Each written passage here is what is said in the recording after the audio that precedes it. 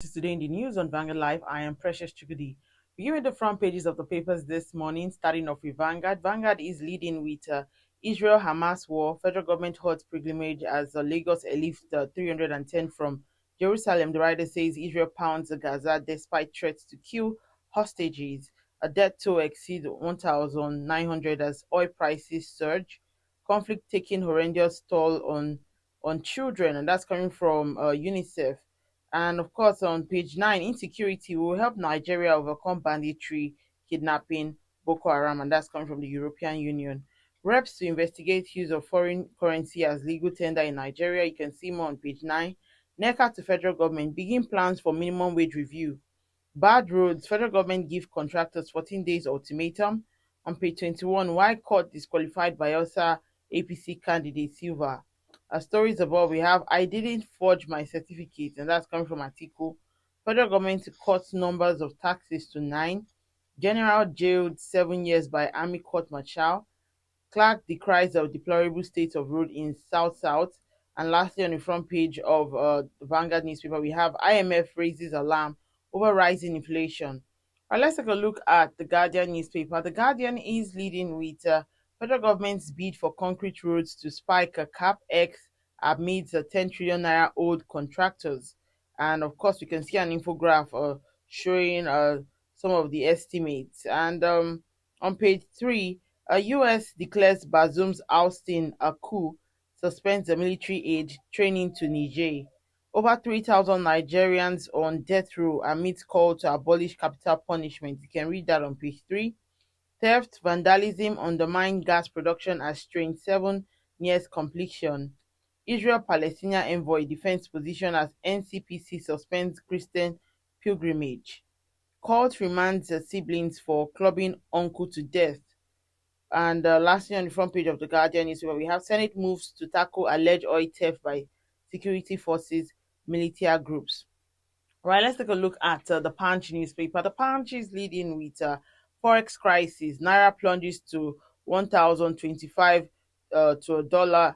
Job losses, factory shutdown loom. The writer says the Forex crisis hinder raw material procurement, causes financial problems. That's coming from NECA. SMEs decry impending shutdown. Reps probe airlines, school demanding dollars. We can see a photo story showing NCPC suspends a pilgrimage to Israel. Lagos contingent returns. On page 8, 18 parties jostle for 5.4 million votes in Kogi, Imo, Bayelsa. Army General jailed 7 years, ordered to refund 3.7 billion naira. NECO indicts 93 schools for cheating. Blacklist 52 supervisors. You can read that on page 7. Stories above. Inflation to slow Nigeria's growth to 2.9%, says the IMF. And lastly, on the front page of the Punch newspaper, a Senate condemns a 2.3 trillion naira oil theft, probes the security agency. And that's all we can take on the front pages of the papers. Join us after the break. We'll be right back.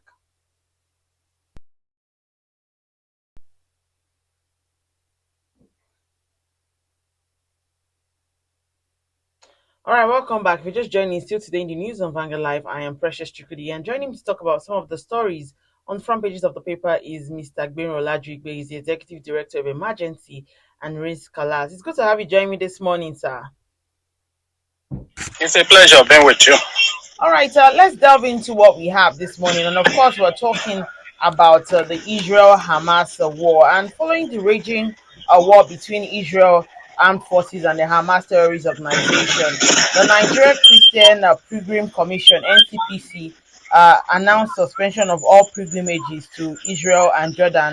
What's your take on the Israel-Hamas war? Also, Israel declared a complete surge on the territory, saying electricity, food, fuel, and water will be cut off. Hamas and Israel, and of course, evacuation of Nigerians who are on pilgrimage.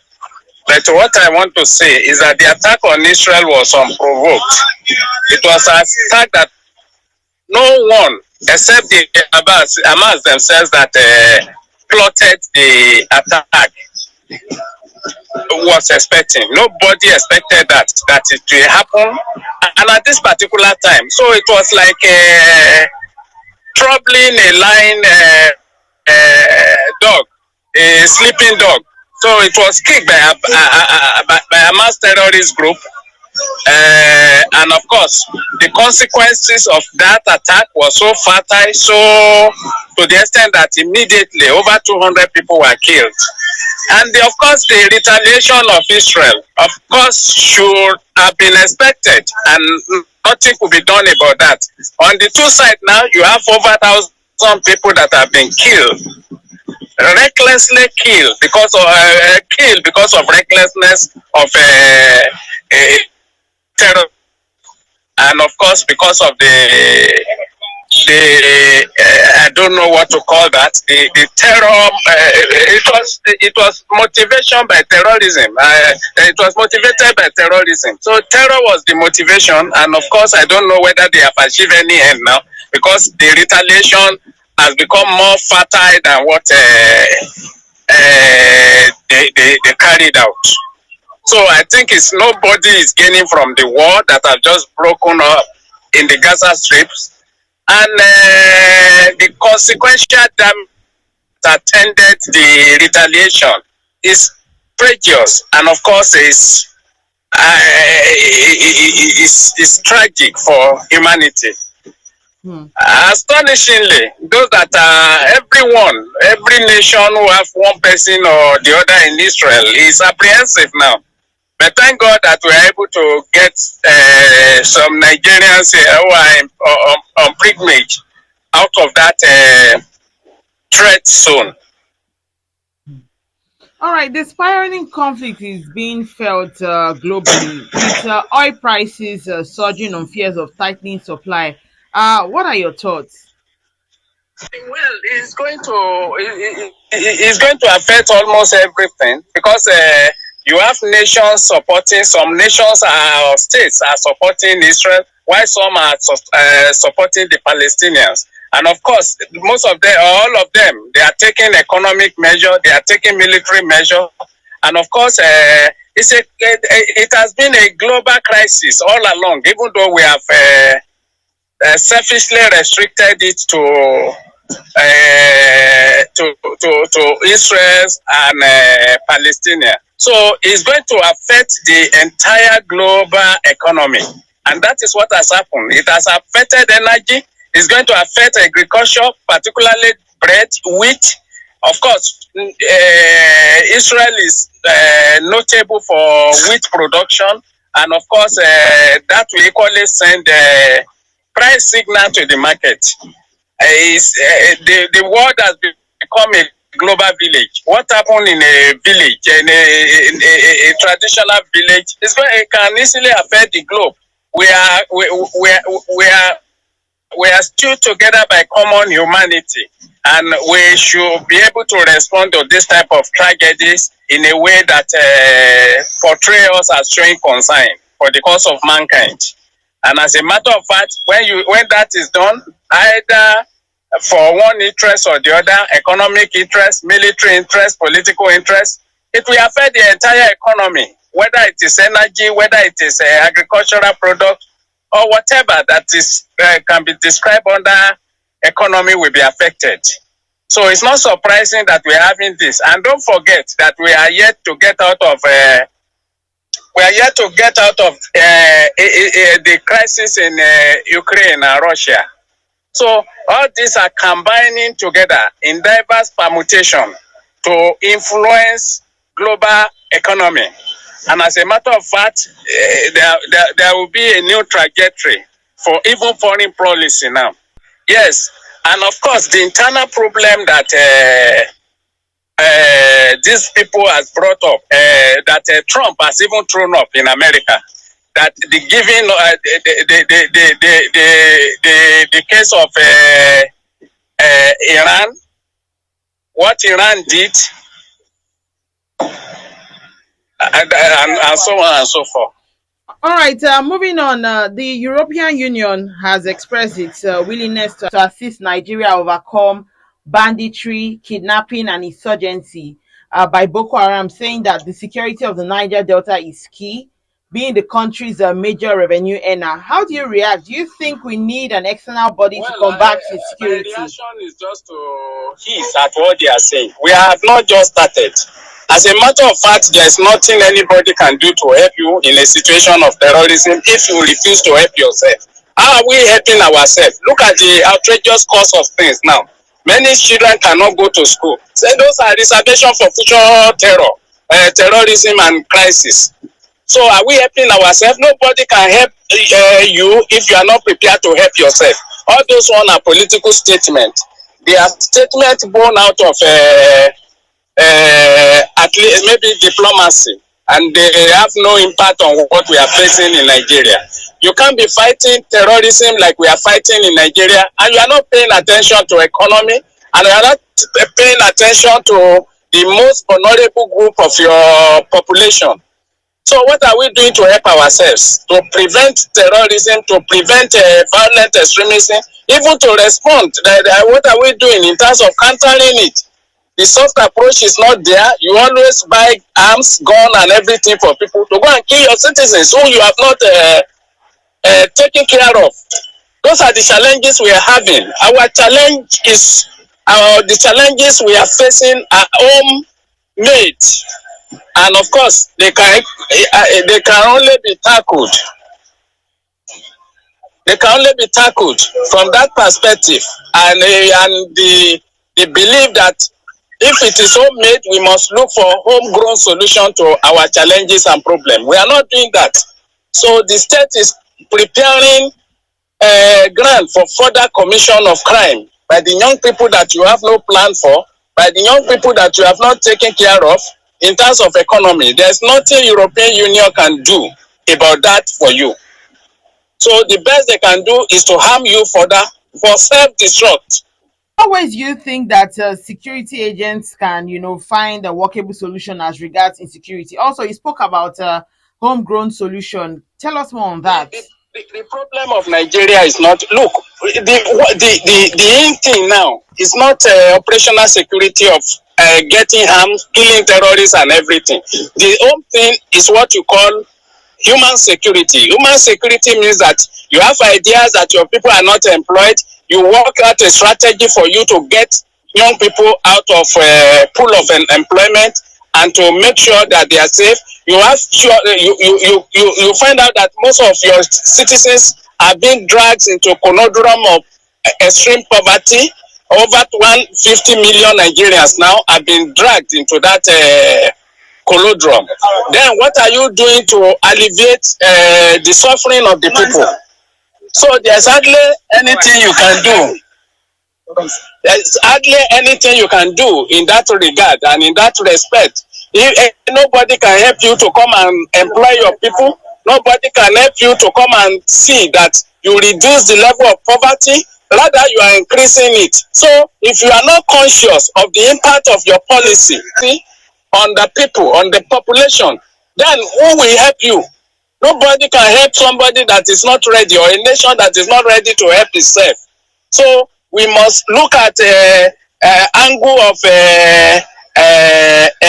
empowering our people, taking them off labor market, alleviating the ubiquitous suffering of the large populace of Nigeria. Those are human security things, and those are the things that strengthen security of a country, of a nation. Not only by security agencies carrying aimlessly carrying gun about as if you are looking for rats in the bush. The state has pushed a lot of Nigerians to crime, and in the process they get radicalized. And of course, what we are facing is a situation of radicalization to violent extremism. Everywhere you turn to Nigeria today, food prices cannot see. There's limit to human endurance. And those who can no longer endure are getting into crime and criminality,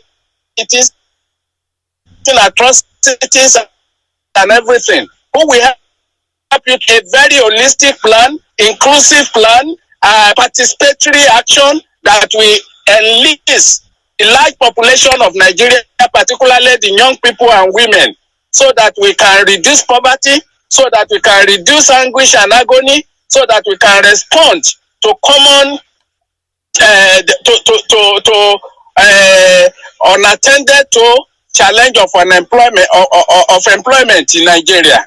So those are the issues that we should be facing now. Even though they are long time, in the short time, you cannot be responding to the urges of violence through military approach.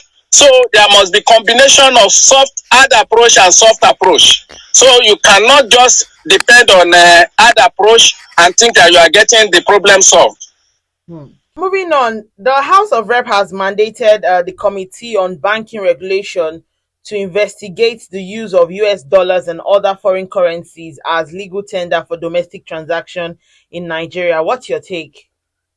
Who are those using foreign currency for transaction?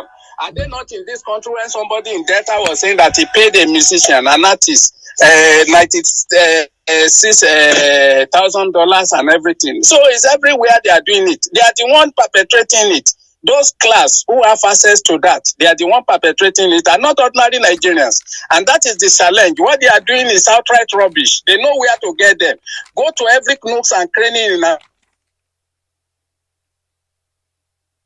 of speculation, and the members of House of Representatives and the entire National Assembly are participating in this race of destroying Nigeria economy through exchange rate manipulation and everything.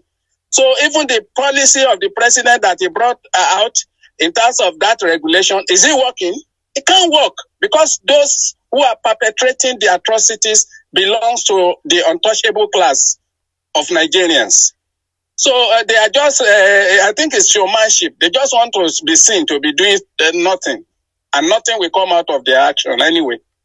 All right, let's talk about, what ways do you think that the CBN can address the impact of failing Naira against the dollar and other currencies? According to one of the reports we saw this morning, Naira plunges to 1,025 Naira to a dollar.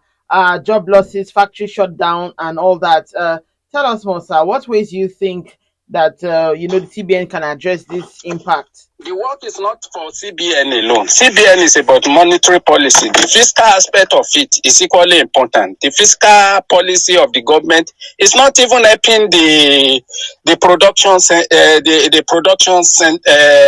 sector of Nigeria. For example, you know that most Nigerians industry, you don't have regular electricity, and they depend on diesel. Look at the cost of this. Even if they buy this and they are producing, will their product be competitive with those who have cheaper access to energy, Ghana or even Togo? The job of Nigeria now is that if you want to, if you go to Cotonou and you want to buy something, they will be begging you to pay them in Naira. Issue to them, and that they say no, they want their money is safer. So that in our money until we step up our capacity for production. And one way of starting it, if we don't refine Naira, look, if we stop importation of fuel today, you will see how strengthened Naira will become. So government knows what they are doing. They are destroying the economy. Both the executive, the legislatures, and everything. They can't fathom the type of solution that must be applied to this economy. That is why I told you they are necessarily punishing ordinary people through obnoxious policy of I stop fuel. The issue is not to remove subsidy. The issue is to stop importation of fuel and spike up production of or refining of fuel in Nigeria. So those are the way. We are not getting out of this doldrum through this half-measure policy that the president have been bringing out. It's not going to work, and it's not working. And look at it now. If you look at the rate of crime in Abuja now, in Lagos now, it is something outrageous, and it's because of this obnoxious policy. Those are the social consequences. That means that even whatever what government is trying to do is to rake in money to have a very rich government, but very poorer citizen. That is antithetical to concept of development. Development means that you have a very rich people, and then these people in return, because they are progressing and prosperous, they pay taxes to government, and the government in the process become rich too. So it's not when you have a situation where you have a policy that will make government rich and make people poorer, it's anti-development policy, and it can't rejig any economy. All right, moving on. You spoke about the taxes. Now, the president has said he's working to reduce taxes from the current 62 to a maximum of 9 to create a more business-friendly environment in the country. What's your take on this tax reduction? Do you think that this would, sort of drop? Is it campaigning or what? Look, I want to do, I will do. That is, once you have been elected, do what you want to do. And let it start immediately and let people see the outcome, or the outcome of what you are doing. So I can't be talking on a speculative intention of federal government or the president. What has worked among those things that he has pronounced? When is he going to pay workers? Where is he going to get the money? What of the consequences of the payment on the economy? Those are the issues we should be discussing and be talking about now, and not deceiving people that we remove this tax, we consolidate tax, reduce the number of tax paying. Has he discussed that with the state?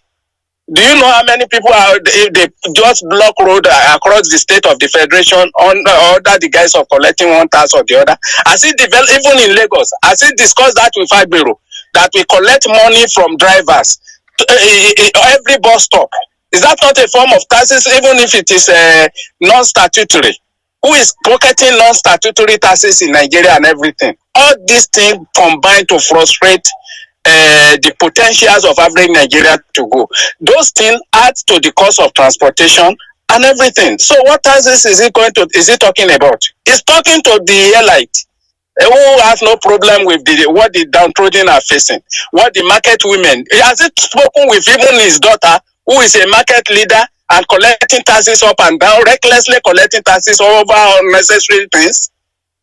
So those ones are taxes too, and people are paying for it. And those things invariably increase the cost of production. Because the price of items and commodities in the market. Who bear the burden? Is it not the final consumers? Who are the final consumers? Often the poor who go to those markets to buy and everything. So the price consolidation will affect those who buy from supermarket, from all those people who are rich. So those who are going to benefit ultimately mostly are the rich people. If that is done, and it's not going to change anything in terms of cost of production. If the cost of production is still high, your economy will not grow. It doesn't matter how much tax you reduce, and the product from those companies will not be competitive, because the cost of production is not only about taxes, the tax alone. It's about the input, and the cardinal and major input to production in Nigeria today is energy, which is not available, and the available alternative like diesel is expensive. Even drivers, are they making any gains now from, even though the price of fuel has gone up? Most drivers have been retrenched. They can't operate, they can't because most people are no longer traveling too. So it affects everybody. It reduces capacity of people to earn income, and of course diminishes the economic environment in terms of reviving our chaotic economy that we have now, that is absolutely sick, a dying economy that has become albatross on the people that elected a government that has no plan before removing oil subsidy. All right, finally, before we go, the federal government has given contractors handling road projects that may have been abandoned a 14-day ultimatum to return to site or face revocation of the contract. Also, the government also threatened to drag contractors ganging up against the use of concrete for road construction to the anti-crime agency, including the dependent corrupt practices and other related offenses ICPC. What are your thoughts? My thought is to go back to what the current Minister of Work said. He moved around the country. I'm happy that he was able to go by road. He went through the country and found out even the work that is being done now. Even the work that is being done now. He has condemned most of the work Fashola did. So what is it? He has condemned most of the work that Fashola did.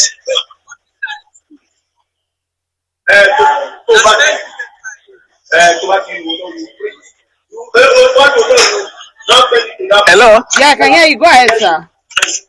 Hello, it's breaking. Go ahead, sir. I can hear you. Go ahead, sir. The road constructed, Umari has condemned those roads, motorable.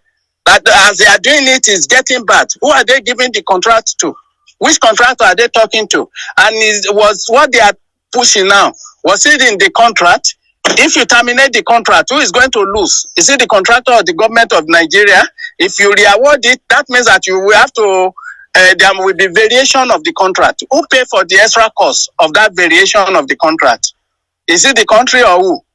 So I think it's a way of just frittering away our resources. You give contract, you don't supervise them. The road within 3 months get bad. And who is losing? Nobody is doing anything to checkmate anybody. The quality control is poor and extremely poor when it comes to road construction activities in Nigeria. Nobody monitor quality, control the quality of roads, of bridges and everything. So where do we get along to with all this chaotic policy review, reversal of policy, policy somersault? It will take us to nowhere.